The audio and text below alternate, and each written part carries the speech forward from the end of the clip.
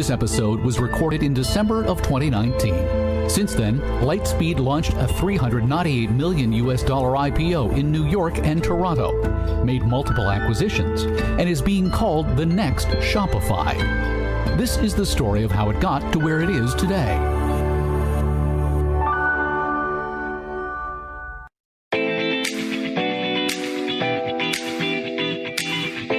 Today on the CIBC Innovation Banking Podcast, Lightspeed is about more than point-of-sale systems. The Montreal-based startup is also about point-of-sale systems. The value of creating seats at the table for different perspectives is that everybody has their own particular viewpoint, their own particular background, and we all have a different lens upon which we will see a particular challenge or circumstance.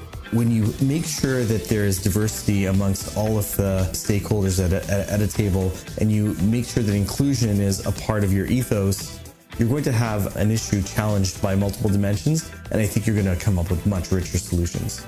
On this episode of the CIBC Innovation Banking Podcast, CEO Dax Dasilva discusses the importance of diversity and coming together for a good greater than ourselves in creating corporate success. Here is Michael Hainsworth.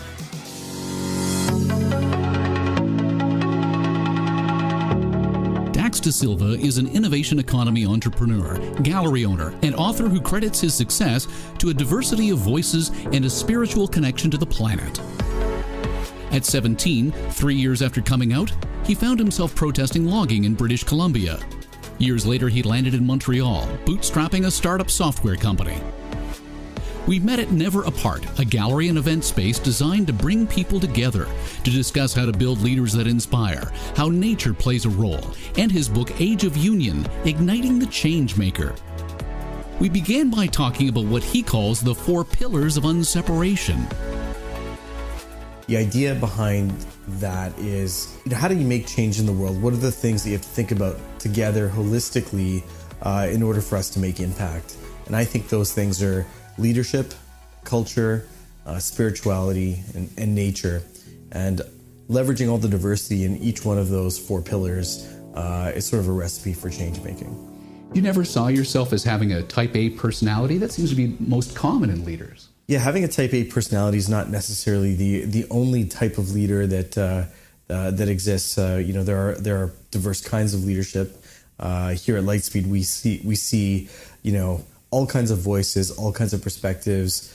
We really believe that having many kinds of different kinds of people around the table and different kinds of leaders adds a richness and a wisdom and knowledge to the solutions that we come up with. So what kind of type are you?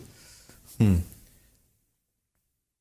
type of leader that I am is the kind that gives ownership to other people, supports people if they fail, but celebrates people when they're able to make an impact. I think that in order to scale any kind of project, you need to be able to build that team and distribute ownership. As a leader, you need to be able to bring people together and be the glue that brings everybody onto one vision. You write about leadership diversity. What does that mean to you? Leadership diversity is all about making sure that you have place at the table for a lot of different kind of viewpoints. That's really key in having the rich solutions that you need to solve today's and the company's complex challenges. So as far as leadership diversity is concerned, I see that we've got 1, 2, 3, 4, 5 types of leaders. What is a visionary leader? A visionary leader is the kind of leader that basically lays out sort of the grand plan for how an organization or project is going to move forward, and basically brings everybody into believing that they have a part to play in making that vision a reality. What's a coaching leader? A coaching leader is the kind of person that uses techniques of mentoring and invests in people so that they can really elevate that person, really build up that person, and a true leader really creates leaders. That's one of the things I truly believe. What's an affiliative leader? Affiliative leader is the kind of leader that's good at building relationships and harmonizing relationships, has great EQ, and understands what it takes to create a functioning organization. A democratic leader?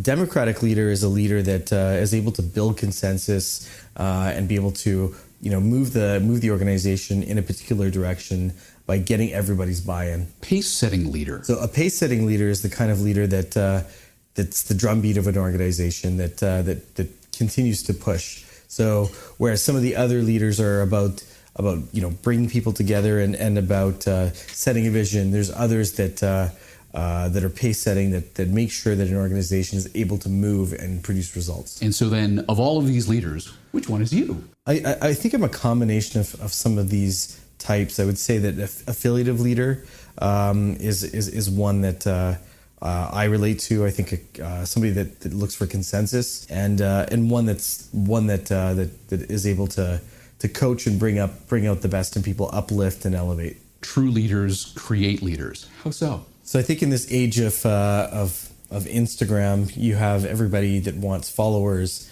What I think a true leader wants in any organization is a true leader wants to create leadership in others.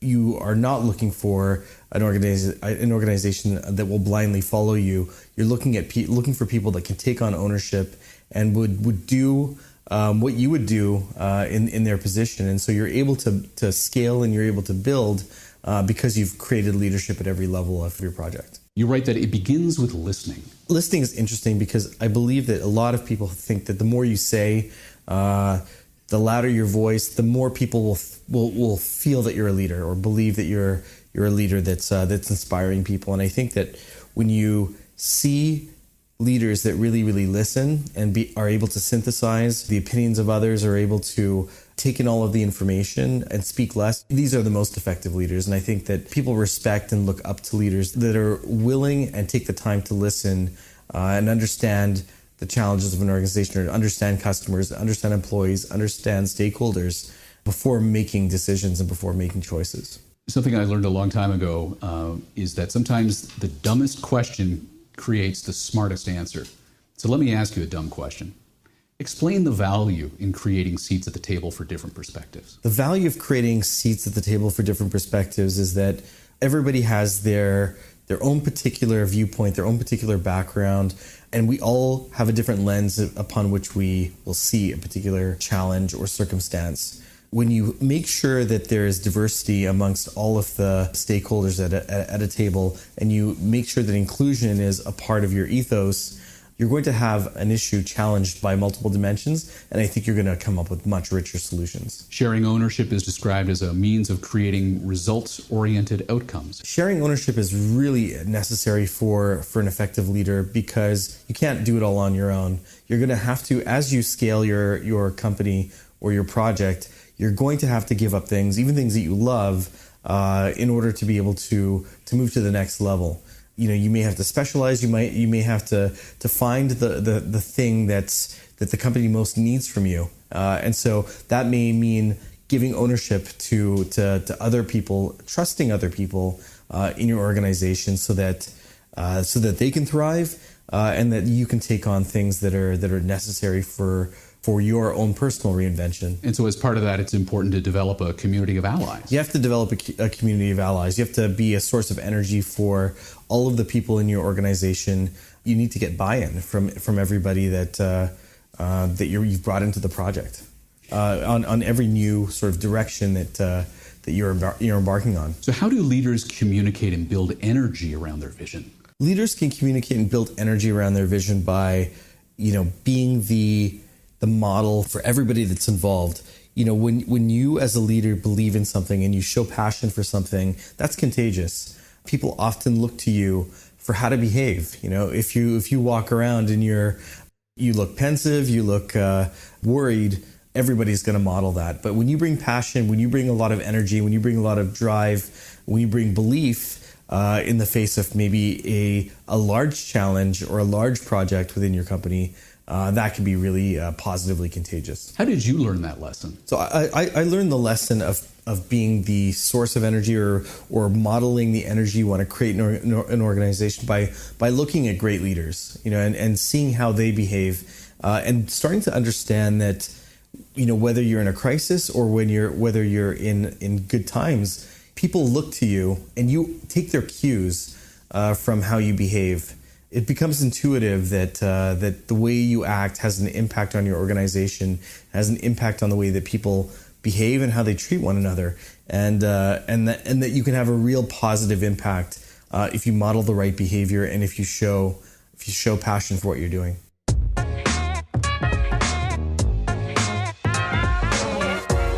You've written about the coming out stage of your life. Mm-hmm. Help me understand how that experience has informed everything else you've done since. So I came out early at the age of 14, and I think it's had a good influence on understanding all of the different places that people can come from.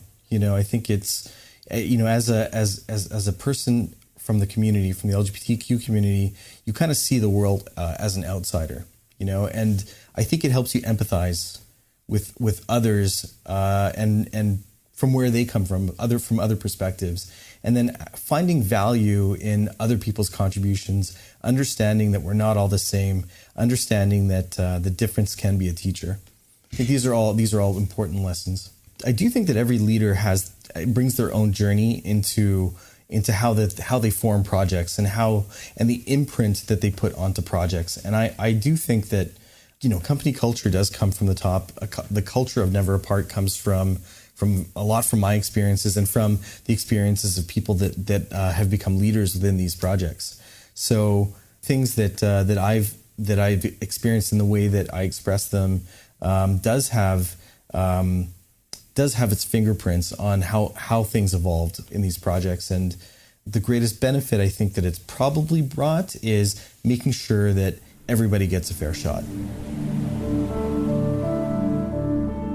I like to describe you as a philosopher CEO. What do you think of that? The book that I just put out, Age of Union's got a lot of personal philosophy.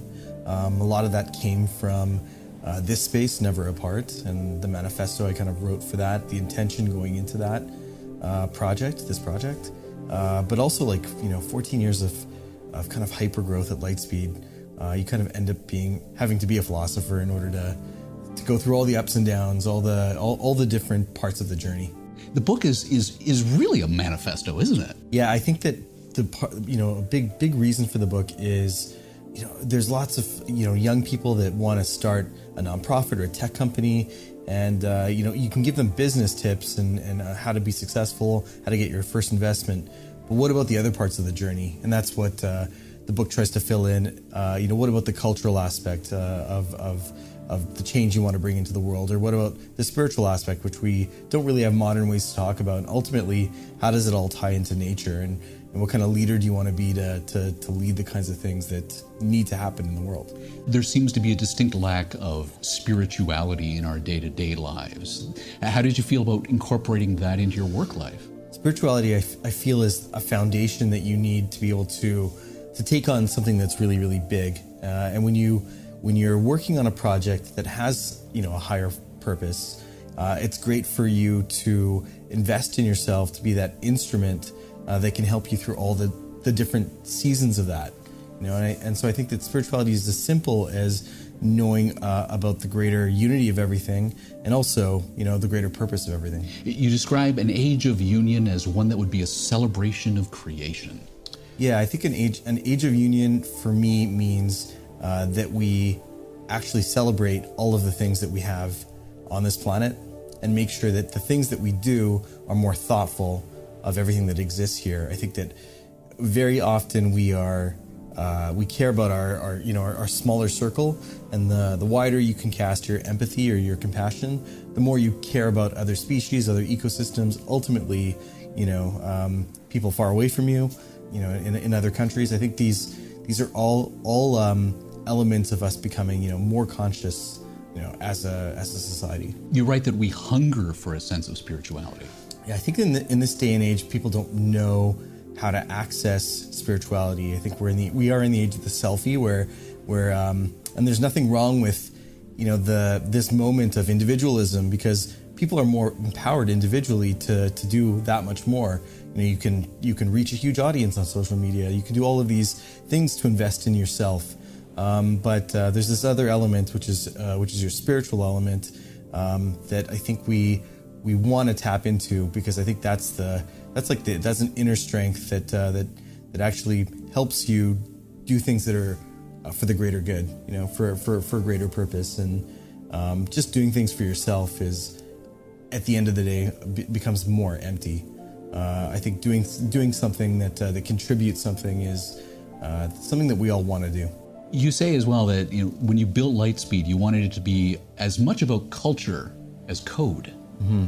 At Lightspeed, we like to say that the company is built around culture just as much as it is around code. Culture is something that we're all beginning to recognize is really important to have at a company. But what does it really mean? I think that when you think about how people treat each other, how people leverage all of our different experiences that collectively and utilize that in a healthy way to be able to accomplish something that none of us could do on our own. I think that's a part of culture that we can use to create something bigger than all of us. I love that Dasilva is Portuguese for forest, and throughout the book, trees, seeds, forest, a recurring metaphor, a recurring theme. We should probably have a lot to learn from trees. I think I grew up in BC, which is a place where you can see some majestic natural beauty, and to be silent amongst trees, to feel connected to nature. Something that when you're in the city, working at a tech startup, it's easy to lose touch with these grand cathedrals of forest groves that if you travel into the mountains or into the west coast of Vancouver Island, which I often refer to in the book, these are ancient beings that have lasted centuries, and I think we feel good when we feel more connected to forests and to these natural ecosystems. The concrete jungle is an exciting place for a human being, but a true meditation of walking through a forest and enjoying nature and soaking up that natural beauty, something that I think is good for the soul. Something that you learned very early on at 17? Yeah, I think that as a teenager, witnessing some of the clear cutting that was happening in British Columbia, I think made me aware, just as many young people are being made aware of the destruction that we cause on the planet. And it makes you want to do something. It makes you want to go protest. It makes you want to expand what we care about, expand our level of compassion for living things. I think that we have this short amount of time to save some of the natural wonder that we have. I think that that's something that as you build a business, as you build a project, as you build your life, we need to incorporate that more. Conservation, sustainability, these things have to be built into the way that we live and the way that we work. And focus on things that are bigger than ourselves. Focus on things that are bigger than ourselves. And I think that when you see a 1,000-year-old tree, or you see a mountain, or you see the vastness of the ocean, as impressive as we think we are as humans, these things can remind us of our small place in something that's vast, but also something that we have an impact on. So you write that like a tree, we all began as a seed. When you come into the world, and I write about life's journey in the book, your whole form is contained in that seed. Like an intention. For example, this center, I planted a seed. There was a little manifesto I wrote. Kind of everything that's unfolded with this center, I would say everything that's unfolded with Lightspeed as well, started as this little seed. And then you watch that develop into things, but they all contain that original intention of what went into it, what that purpose was. And watching that unfold is actually, it's a joy unto itself. So never apart has a double meaning. Yeah. Never apart, it's the name of this cultural center. And the idea behind the cultural center was, let's use art and music to bring together different kinds of people exhibiting in the same space, celebrating creativity in the same space, and bridge division. Bridge the natural, tribalism that we have in our society, and start to enjoy each other and learn from each other, not just through the exhibitions but through discussions. And then when we break down some of those barriers, let's never be apart. And I think that what's happened over time, over the 4 years of this center, is that people from many different communities have started to feel ownership of the center. and that's the ultimate goal, is for everybody to feel like it belongs to them and it belongs to all of us collectively. And I think that the other sort of meaning to it is, the center was started by a number of people in the LGBTQ community. And as I just shared, the mission of Never Apart is, there is a greater mission. It's not just an art gallery. There's a sort of a spiritual calling of trying to bring people together. And for the LGBTQ community, who's often by many communities been told, we're not a part of spirituality. It's a kind of a vow for us to never be apart from that mission that we, I think, have as well. You're right that creating a better world doesn't happen overnight. There's a big lack of patience in the world. It's a very instantaneous society, and Lightspeed did not happen overnight. It's 14 years. We're going to go on 15 years. Never Apart. Happened over. We're going to be celebrating 5 years next year. These things, they start as little seeds and they unfold, and you learn from them. And I couldn't have written Age of Union if it hadn't been for the 14 years of Lightspeed and the 4 years of Never Apart. I wasn't ready to write that book. I wasn't ready to start Never Apart until I had done 10 years of Lightspeed. So things are not created overnight. And I think you have to have the patience with projects to let them reveal themselves. And that does take time. And that's not because the project takes time. I think it also takes time for you to be ready for different seasons, different elements to come to the fore, different parts of your authentic self to start to materialize in a project or in an initiative, or for you to join something.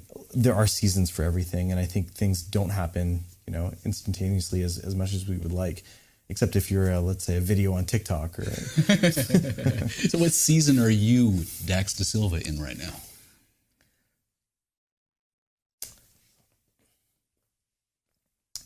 The season I would say that I'm in is one where I feel a lot of continuity between three projects that are quite different. I have Lightspeed. It's a tech company that just went public. Never Apart, a cultural center, and this book, Age of Union. But if you look at the four pillars of Age of Union, they're all very connected. The four pillars of Age of Union are leadership, culture, spirituality, nature. Leadership we see a lot at Lightspeed. Culture we see a lot here.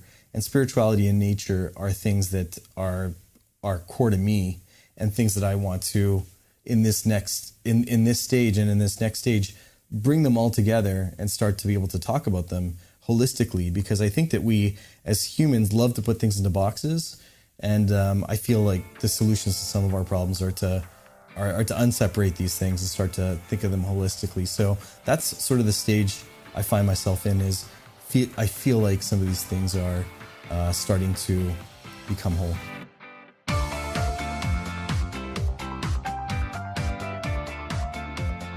In the chapter titled Igniting Your Project, you write that you learned that not taking external investment allows a project to bake in its own identity and DNA. How so? Yeah, not taking investment does allow you to build up your own DNA and your own identity. We bootstrapped at Lightspeed for the first 7 years. In the time since, we've been able to take on different investors. We've been able to do 7 or 8 acquisitions from companies all over the world and I think that we've been able to be successful at that because we really know who we are. We know who we are, have a strong identity, and I understand that when you have external forces like investors, or bring in other cultures, other company cultures into your own culture, that all is additive, and that is all that all can uplift and elevate the quality of your project. When you bootstrap, you have more time to really know what you stand for, to really build a set of values, and build a way of operating that is uniquely your own. So at what point does external investment become necessary? External investment becomes necessary when you found that product market fit, when you've proved your revenue model, and you want to pour gas on the fire, and you want to really build the network that's going to help this project go to the next level and be significant. So why did you choose CIBC Innovation Banking?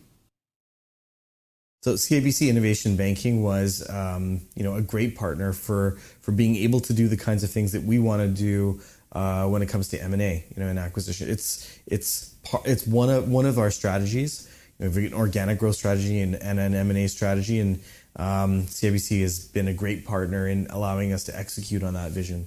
Our partnership with them is about building, value through executing on some of these M&A projects, and that's exciting. That's kind of where we see us creating value over the next couple of years, and I think that's something that we really share a belief in. So if there was one thing from your book that you wanted to pass on to an entrepreneurial startup leader, what would it be? The one thing I would pass on to any entrepreneurial leader is in order to scale what you're doing, is to share ownership with others, build that team. But I would take it one step further. Sharing ownership with others, yes, that's one way to start to be able to scale, but invest in yourself spiritually and share ownership that way. If you put everything on your own shoulders and you take on the entire burden, that might feel great when you have a big success, but when you're experiencing the failures that happen every day, that's going to be really hard to do if you haven't invested in yourself as an instrument. And I think that sharing ownership with others is important, but also having that foundation, that spiritual foundation, no matter how you come to it, everybody will have their own journey. That, I think, those two things are ways that you can build something without having all of the pressure, all of the burden on you. And I think it brings more joy and more purpose to what you're building. So diversity's always been such a core part of our ethos at Lightspeed. The original team was all from the LGBTQ community, and as we brought more people into the fold, as we expanded our team, we made sure that every single person had a fair shot of doing, the best work of their lives, and that we always valued every kind of person that joined the team. And so it's been a part of our success, and it's definitely a part of our DNA.